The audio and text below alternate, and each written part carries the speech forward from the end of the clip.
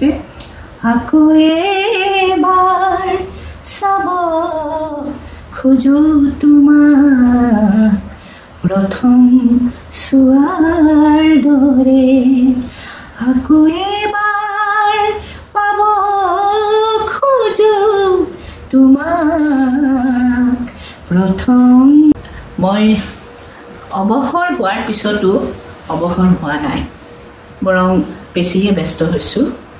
আৰু মোৰ জীৱনলৈ অৱসৰ হোৱা বুলি মই একেবাৰে ভাবিব পৰা নাই।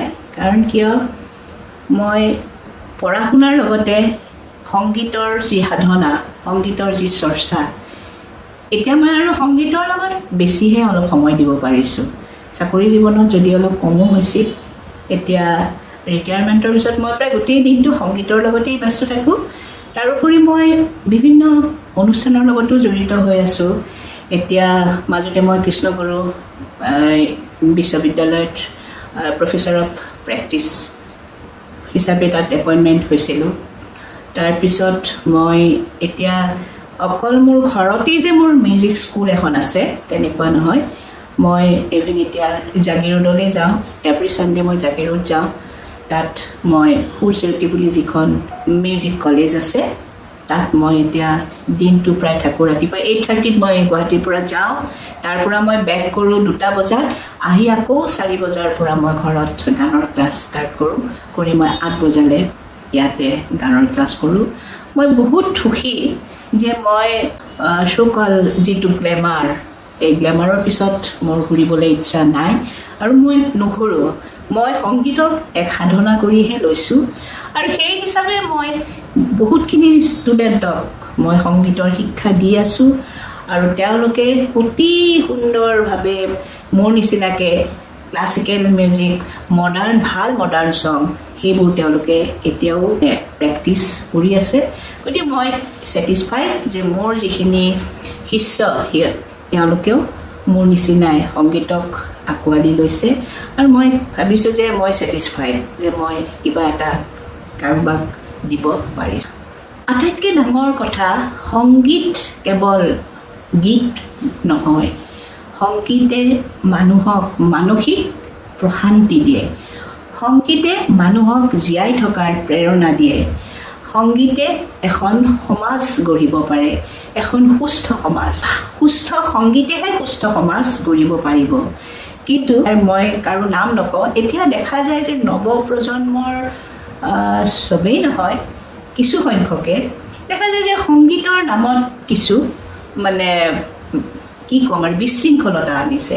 আৰু যিয়ে নৱপ্ৰজন্মক অলপ সংগীত বুলি ক'লে যিটো আচলতে যিটো সংগীত পুৰণি কালৰ পৰা, পুৰণি সময়ৰ পৰা আমি যদি শাস্ত্ৰীয় সংগীতৰ ক্ষেত্ৰত যিবোৰ ডাঙৰ ডাঙৰ উস্তাদ আছিলে, ভীমসেন যোশী, তাৰপিছত আৰু বিভিন্ন আছে, ৰবি শংকৰ, এনেকৈ যিমানবিলাক মিউজিচিয়ান আছিলে, তেওঁলোকে কি ধৰণৰ সংগীত কৰিছে? তেওঁলোকৰ সংগীততো কোনো ভণ্ডামি নাছিলে।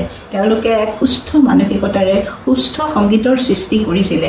আমি যদি আজি হৰিপ্ৰসাদ চৰচীয়াৰ বাঁহী শুনো, শিৱ কুমাৰ শাস্ত্ৰীৰ সন্তুৰ শুনো, মানে মনত প্ৰশান্তি লাভ কৰোঁ।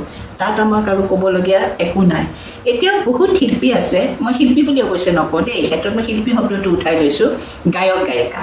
গায়ক গায়িকা ক'ব লাগিব। একচুৱেলি গান গালেই তেওঁলোক শিল্পী কিন্তু নহয়। গান গালে তেওঁলোক গায়ক বা গায়িকাহে হ'ব। শিল্পী হ'বলৈ মই আগতেই কৈছোঁ, শিল্পী আছিলে জ্যোতিপ্ৰসাদ আগৰৱালা, বিষ্ণু ৰাভা, ভূপেন হাজৰিকা, তেওঁলোক আছিলে শিল্পী, কাৰণ তেওঁলোকে সংগীতৰ মাজেৰে সমাজক দিশ দৰ্শন দিছিলে। গতিকে তেওঁলোক শিল্পী। আজি আমি যাক শিল্পী বুলি কৈছোঁ, তেওঁলোক শিল্পী নহয়, তেওঁলোক গায়ক গায়িকা। ইভেন মই নিজক কেতিয়াও শিল্পী বুলি নকওঁ। ময়ো গায়ক গায়িকাই, ময়ো গায়িকাৰ শাৰীতেহে পঢ়োঁ। আৰু মই অলপ আগতেই ক'লোৱে যে মোৰ যিখিনি শিষ্য আছে, এই শিষ্যখিনিও ভাল সংগীতেই তেওঁলোকেও মানে পৰিৱেশ বহুত আছে। মোৰ ভাল মোৰ তাত শিকা সেই শিল্পী বহুত আছে। গতিকে মই তেওঁলোকৰ এতিয়া এজন দুজনৰ নাম ক'ব নোখোজোঁ, প্ৰায় বেছিভাগেই সংগীতৰ লগত তেওঁলোকে জড়িত হৈ আছে, সংগীতৰ ওপৰত তেওঁলোকে গৱেষণাও কৰি আছে। আৰু মই নিজেওতো সংগীতৰ ওপৰতেই গৱেষণা কৰা, মানে সংগীতৰ ওপৰত গৱেষণা কৰিয়েই মই PhD ডিগ্ৰীটো লৈছিলোঁ। মই এইকাৰণে মই কিন্তু লিটাৰেচাৰ ছাবজেক্ট মোৰ অসমীয়া আছিলে, মই অসমীয়া নকৰি যিহেতু মোৰ অন্তৰে সংগীতৰ লগতহে সম্পৰ্ক ৰাখিছে, সেইকাৰণে মই সংগীতকে মই মোৰ PhD ডিগ্ৰীৰ কাৰণে বাছি লৈছিলোঁ। আৰু মই অসমৰ লোকসংগীতৰ লগতে মই অসমৰ যি ক্লাছিকেল মিউজিক অসমৰ কোৱাৰ লগে লগে আমাৰ যিটো সত্ৰীয়া যিটো সংস্কৃতি বৰগীত, এইটোক মই আঁকোৱালি লৈছিলোঁ। তেনেকৈ মই মোৰ PhDও মই তেনেকৈ সংগীতৰ ওপৰতেই কৰিছোঁ। গতিকে মই ছেটিছফাইড যে মই বহুত কিবা কিবি অনুষ্ঠান নকৰোঁ, খুব চিলেক্টিভ। এতিয়াতো আৰু আমাৰ সঁচাকৈ ক'ব গ'লে আমাৰতো এতিয়া অনুষ্ঠান কৰাৰ বয়সো নাই, বা আমাক এতিয়া নামাতেও, কাৰণ আপোনালোকে প্ৰত্যেকেই দেখিছে যে এতিয়া সংগীতৰ ক্ষেত্ৰত গানটো নুশুনে, এতিয়া গান চায়। গতিকে তেনেকুৱা ক্ষেত্ৰত আমিতো আৰু এতিয়া ষ্টেজত নাচি নাচি গান গাব নোৱাৰোঁ। আমি গান গাইছিলোঁ, আমি দৰ্শকক, আমাৰ সন্মুখত থকা দৰ্শকক, শ্ৰোতাক আমি শ্ৰদ্ধা কৰিছিলোঁ। আৰু কেতিয়াও তেওঁলোকক আমি কোৱা নাছিলোঁ যে আপোনালোকে নাচক, আপোনালোকে আমাৰ লগত গাওক, কেতিয়াও কোৱা নাছিলোঁ। আমি তেওঁলোকক শত সহস্ৰ শ্ৰদ্ধা জনাই তেওঁলোকৰ আগত আমি গীত গাইছিলোঁ। আৰু আমি নিজকে যেতিয়া গীত পৰিৱেশন কৰিছিলোঁ, তেতিয়া আমি একেবাৰে একো নজনা সাধাৰণ হৈহে গীত পৰিৱেশন কৰিছিলোঁ। আমাৰ মঞ্চত উঠি কোনো দাম্ভিকতা আমি কৰা নাছিলোঁ, আৰু আমি নিজকে নিজে ইমান জনা বুলিও ভবা নাছিলোঁ। আমি একো নাজানো, এতিয়াও নাজানো, এতিয়াও শিকি আছোঁ, এতিয়াও সাধনা কৰি আছোঁ। কাৰণ সংগীতৰ এই মহাসমুদ্ৰ, এই মহাসাগৰ অতিক্ৰম কৰিবলৈ হয়তো মই ভাবোঁ মোৰ জীৱনৰ শেষলৈও হয়তো এই পৰিসমাপ্তি ইয়াৰ নহ'ব। ফুল ফুলি ফুলি সৰি যায়, কিয় সৰি যায়। এতিয়াহে টিভি আহিলে, এতিয়া টিভি, আগতেতো ৰেডিঅ'টোৱে আছিলে, কিন্তু এতিয়াও দেখা যায় যে যিখিনি মানুহ সঁচাকৈ মানে তেওঁলোক ভাল শ্ৰোতা, তেওঁলোকে কিন্তু এতিয়াও ৰেডিঅ'টোকে বেছিকৈ শুনে। আৰু মোৰ জীৱনত ৰেডিঅ'টো, এইটো মোৰ বুলি নহয়, যিয়ে ৰেডিঅ'ত গীত পৰিৱেশন কৰিবলৈ সক্ষম হৈছে, পাৰিছে, প্ৰত্যেকৰে জীৱনত ৰেডিঅ'টোৱে এটা বেলেগ এটা পথ দেখুৱাই দিয়ে। আৰু আমি যেতিয়া ৰেডিঅ'ত গাইছিলোঁ গান, মই প্ৰথম কওঁ যে মই প্ৰথম কিন্তু যোৱাবাণীত গাইছিলোঁ। আৰু যোৱাবাণীত যেতিয়া মই গীতটো, এটা মোৰ কাৰণ জীৱনৰ এটা এক্সেপশ্যনেল মানে কথা যে মই যোৱাবাণীত গীত গাওঁতে কিন্তু তেতিয়া মই অডিশ্যন দিয়া নাছিলোঁ। মই গোৱালপাৰাত পঢ়িছিলোঁ, গোৱালপাৰা কলেজৰ ছাত্ৰী আছিলোঁ। তেতিয়া আমাৰ অল ইণ্ডিয়া ৰেডিঅ' গুৱাহাটীৰ পৰা এটা দল গৈছিলে, তাত তেওঁলোকে এটা অনুষ্ঠান ৰেকৰ্ডিং কৰিব গৈছিলে। সেই অনুষ্ঠানটোত এটা সাহিত্য চৰা বুলি অনুষ্ঠান আছিলে, সেই অনুষ্ঠানটোত মই গীত গাইছিলোঁ। তো সেই গীত শুনি ৰেডিঅ'ৰ পৰা যোৱা মানুহখিনিয়ে মোক ইমান ভাল পালে যে তেওঁলোকে কি কৰিলে, কিছুদিন পিছত আহি পেলাই ইয়াতে হয়তো অল ইণ্ডিয়া ৰেডিঅ'ৰ ডাইৰেক্টৰৰ লগত কথা পাতিলে, আৰু সেইধৰণে তেওঁলোকে মোক ৰেডিঅ'লৈ মাতিলে আৰু মোৰ গীত যোৱাবাণীত প্ৰথম বাণীবদ্ধ কৰিছিলে। দিনবোৰ আহি গুচি যায়, কিয় গুচি যায়।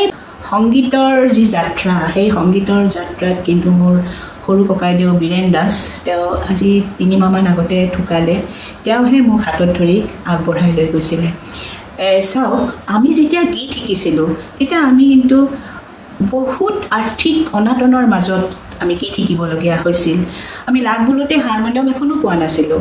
মোৰ দেউতা এখন হায়াৰ ছেকেণ্ডাৰীৰ প্ৰিন্সিপাল আছিলে, কিন্তু সেই সময়ত দেউতাই কি কৰিছিলে যে মোক এখন হাৰমনিয়াম দিব বিচাৰিছিলে, কিন্তু দেউতাই নতুন হাৰমনিয়াম এখন মোক দিব পৰা নাছিলে। দেউতাই যিখিনি পইচা ইনকাম কৰিছিলে সেইখিনি পইচা দেউতাই স্কুলৰ নামত খৰচ কৰিছিলে, ঘৰলৈ কেইটামান পইচা আনিছিলে।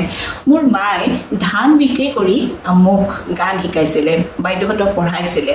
তেতিয়া সৰু দাদাই দেউতাক ক'লে যে তাইক এখন হাৰমনিয়াম দিব লাগে, তাই ভালেই গায়, কাৰণ হাৰমনিয়ামখন নহ'লেতো গান শিকা নহয়। তেতিয়া গোৱালপাৰাতে মোৰ এজন গুৰু আছিলে, ধীৰেন দাস বুলি। একচুৱেলি তেওঁ আছিলে যাত্ৰাপাত্ৰীৰ মানে গায়ক আছিলে, কিন্তু সেই ক্লাছিকেল শিকিবলৈ হ'লে একচুৱেলি যাত্ৰাপাত্ৰীৰ সেইটো মানে ৰঙেৰে গান শিকিলে নহয়। তেতিয়া অল আছাম মিউজিক কম্পিটিশ্যন হৈছিলে ডিষ্ট্ৰিক্ট লাইব্ৰেৰীত, আৰু তেতিয়া মোক পুৰুষোত্তম দাসক লগ পাইছিলোঁ। শ্ৰদ্ধাৰ পুৰুষোত্তম দাসদেৱে মোক তেতিয়াই কৈছিলে যে তুমি গুৰু সলনি কৰা, আৰু গুৰু সলনি নকৰিলে তোমাৰ যিটো তোমাৰ লেভেল, সেই লেভেলটো ওপৰলৈ যাবলৈ দিগদাৰী হ'ব।